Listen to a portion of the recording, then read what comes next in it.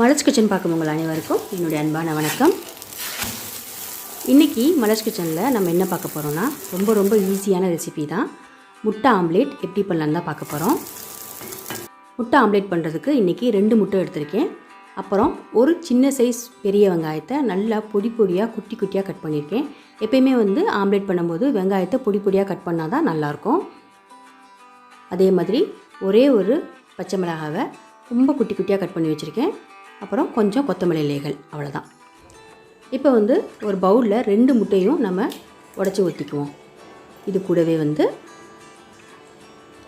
Teaspoon மஞ்சத்தூள், 1 teaspoon மிளகு பொடி, அப்புறம் தனி மிளகாய்த்தூள் கொஞ்சம். இது காரத்துக்கு சேர்க்குறேன்.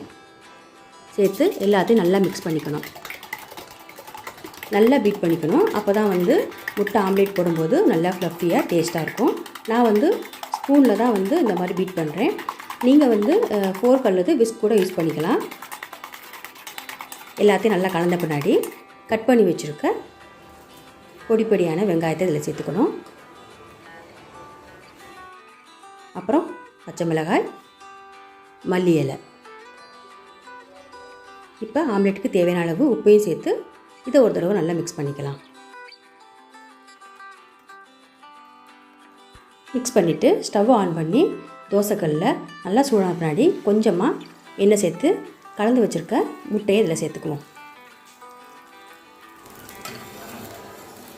இப்போ சைடு ஓரத்துலலாம் நல்லா வெந்து வந்துருச்சு.